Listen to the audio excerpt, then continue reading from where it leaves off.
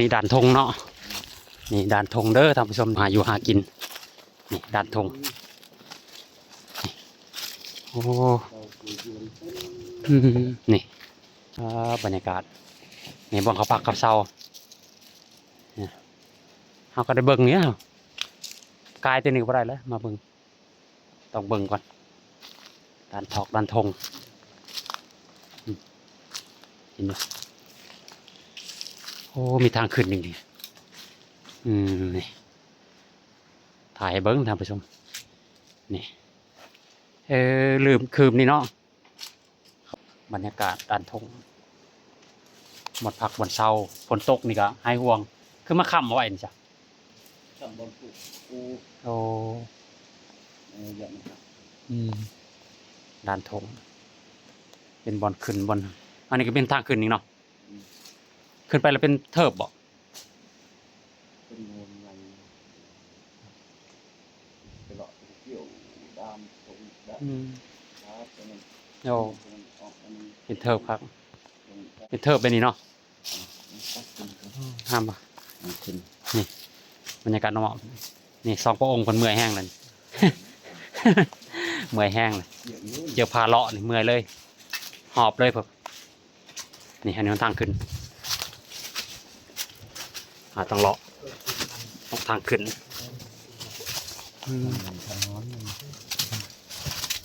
บอลขึ้นขึ้นได้ขึ้นได้บ่บักเสือเป็นเสือ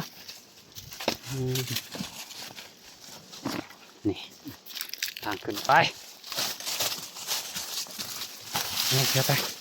ไปก่อนเสือบัก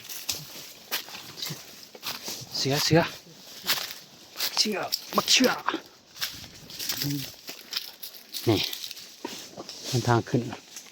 ก็สิเป็นลืบเป็นเนาะบ้างอ่ะเป็นลืบเป็นยังไงนั่นมันก็เป็นแบบกุฏิเลยว่ะบอนนี้ก็บ้างบรรยากาศอมอมกันบรรยากาศอมอมพาทำผสมเบิ่ง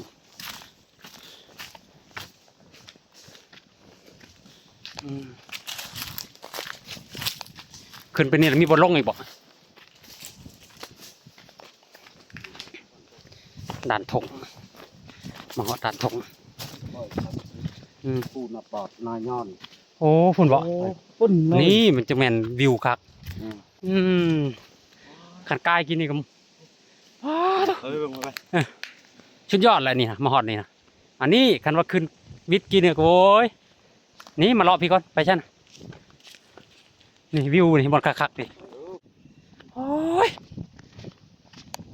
ตามหาโอ้เป็นเลิงเป็นนี่เนาะนี่เป็นอีเลิงเป็นนี่เลยนี่โอ้ทางหลังวิวหลักล้านทำผู้ชมเบิ่งเลยก็ได้นี่ว้าเดี๋ยวนี่พลานวิวหลักล้านความสวยสดงามนี่เอาก็มาเลาะเบิ่งน้ำตกตาดกันตก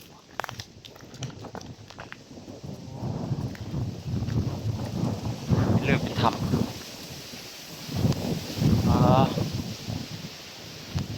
สุดยอดเนาะลมก็เย็นบรรยากาศก็ให้เรียงสลับซับซ้อนกันในแพทย์กองให้ทำส้มเบิ่งน้ำนี่บักเสือก็มาน้ำเนี่ยบักเสือยืนอยู่โอ้โหทางพวกเมืองอัศพรหมดวะนี่โอ้สลับซับซ้อนแบบนี้ตามหามานานวิวหลักๆปูสลับซับซ้อนมันก็ชุดยอดอยู่นี่แล้ว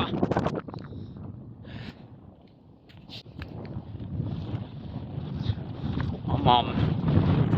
มีหนทางขึ้นปอบซองขาทาง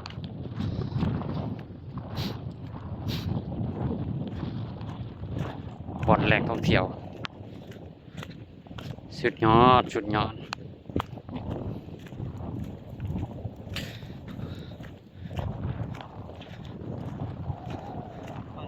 ด่านธง จะเพิ่นขึ้นไปเบิ่งยังน่ะอย่าไปเบิ่งมันเป็นหยังอยู่น่ะต้นไม้ทะลุหินน่ะนะอยู่บ่น่ะบรรยากาศนี่อ๋อตัวพูดสายภูที่สูงที่สุดน่ะสายภูน่ะสายภูเมืองอัศพรผู้สั่งแห่สมคำว่าผู้สั่งแห่ลิดนี่เบิ่งอะ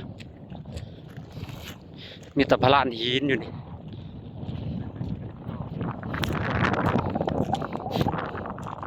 แต่เมื่อก่อนเนาะ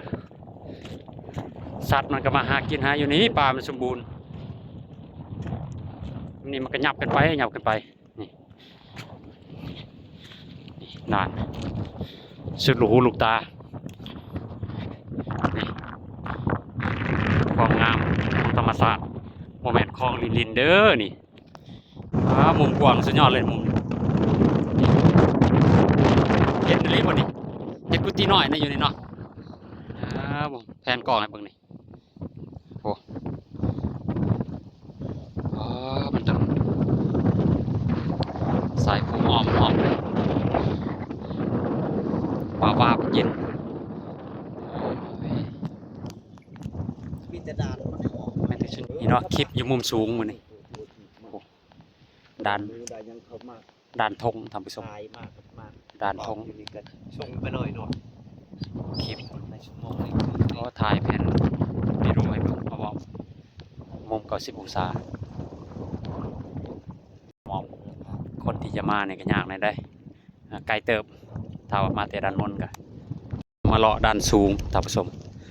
ก็เลยถ่ายบรรยากาศด้านสูงให้เบิ่งด้านสูงชมสื่อได้เห็นมันเลยภูผาป่าดงนี่บรรยากาศมองของด้านสูงมาเราต้องให้คุ้มทางสูงมาเราต้องให้คุ้มเที่ยวให้จุใจมาด้านสูงนี่โอ้โอกาสที่จะได้มาเนี่ยยากถ้าว่าห่างกายบ่พร้อมนะเราต้องห่างกายพร้อมในได้จากลุยได้มาน่ะก็4-5 ลักเฉพาะด้านสูงนี่ความสูงนี่บรรยากาศแผ่นกล้องในเบิ่งแต่ละจุดแต่ละบ่อนธรรมศาสตร์สันสางงามงามหลายนี่บรรยากาศแผ่นกล้องให้ทางผู้ชมเบิ่งนำกันมีแต่ด่านหินเลยเห็นลักษณะท่าทางก็คือธงนะ เป็นจำได้ ด่านธง นี่คือเนาะมันบ่นี่บ่ขึ้น แผ่นกล้องให้เบิ่งด่านธง อะไรอันอย่างกินหมด งามด่านธงคือตรงไห้ตรงนาเนาะสมด่านธงช่างรถไถจัดระมอมข้างรถไถนี่ข้างรถถอกรถไถบรรยากาศระมอมเขาก็ย่างไปทำตาพุทธตาพุทธสมนี่แหละหนทางหินคือลายแต่ว่ากองหินเนาะนี่เนี่ยเบิ่งหน่อยหินเนี่ยแตกว่ะเบิ่งฮะคือเป็นเหมือนหินตัวนี้เนาะนี่เห็นป่ะลายสีผสมกันเนี่ยเขาจะว่าแปลกป่ะเนาะเบิ่ง มันถึงน้ ถึงน้ำแต่มันแปลกนี่น้ำก็แห้งแล้วด้วยนะคือกองหินเนอะมีแต่อยู่บนกองหินโอ้นี่เขาก็จะไปตาม ำจำได้ ตามไกด์เพิ่นแนะนำนี่อันนี้ก็เป็นแม่น้ำน้ำมันออกแดงๆเลยปะเดี๋ยวหิน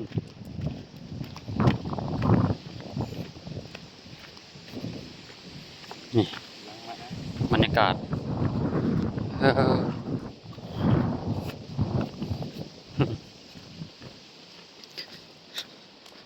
บรรยากาศหอมนี่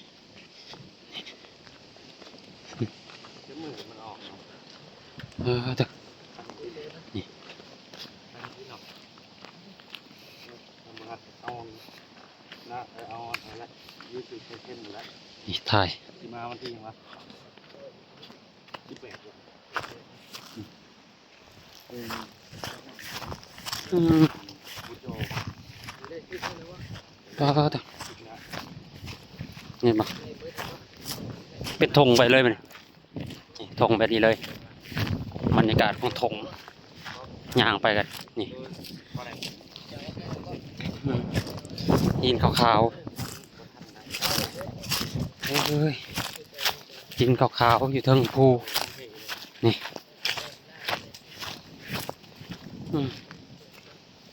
เอา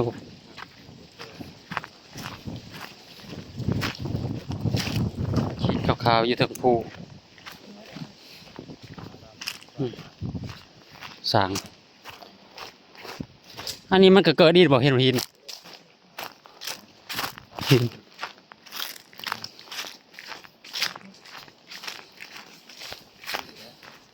หินขาวๆโอ้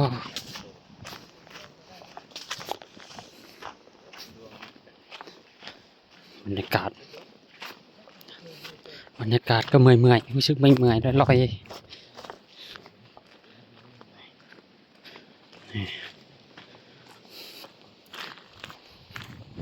ปลาลานหินแต่ละจุดแต่ละบอน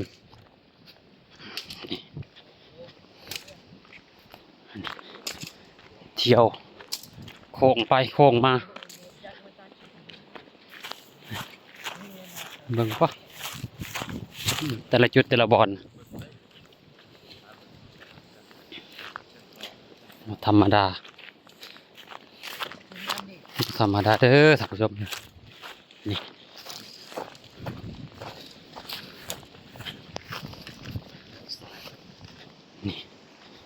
การน้ำหมอมกัน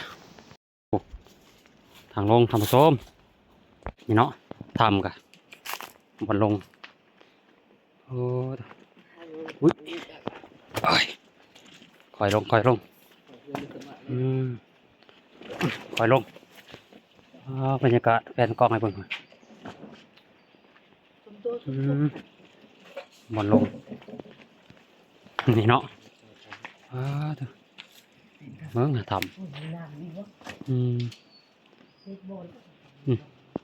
บนลงเด้อนี่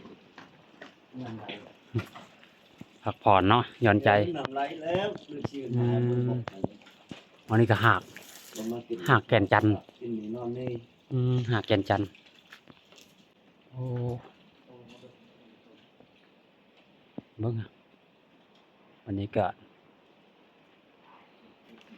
ธรรมดานี่ก็ฮอดแล้วเนาะท่านผู้ชมอยู่ทำตาพุทธณปัจจุบันนี่นี่จะเป็นกล้องอะไรบ้างมันทางลงมากันนี่มันทางลงมาทำตาพุทธบรรยากาศนี่เราจะเข้ามาเบิ่งเข้ามาในถ้ำนี่เอามาแผ่นกล้องเลยเบิ่งมันจะปรับโหมดเลยเนาะโอ้มันจะเป็นยังหัวแจงมันจะเป็นมัว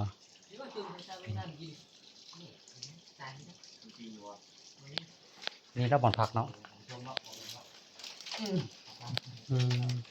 บ่อนพักบ่อนเช้าเนาะโอ้น้ำไหลเท่านั้นแหละ น้ำตกเนาะบรรยากาศก็จะมืดนิดนึงมันทางมากอยู่ในถ้ำได้นี่อยู่ถ้ำตาพุทธท่านผู้ชมนี่ยางไปต่อได้ทางหน้าแต่บ่ได้ไปหรอกเนาะเราจะมาอยู่บนนี้น้ำไหลมาจะถ้ำหมดเลยอยู่ในพุ่นน้ำไหลตลอดปีเลยได้นี่เนาะไหลตลอดปีเลยทำตัวนี้ทำตะพุทธนี่บรรยากาศเห็นไหลอยู่พระธาตุอยู่ไหลตลอดปีเย็นนอนอยู่นี่เลยนี่บ่นอนนี่บ่หนังบ่นอนบ่หนังบ่นอนทางเก่านี่ทางขึ้นไปขึ้นเชือกขึ้นโอ้ยขึ้นเชือกขึ้นไหมขึ้นได้ไหมแต่ท มาที่ทำตะพุดบรรยากาศหาเลาะหมอเสือกับไปน้ำตลอดบริการอย่างทุกที่ทุกเวลา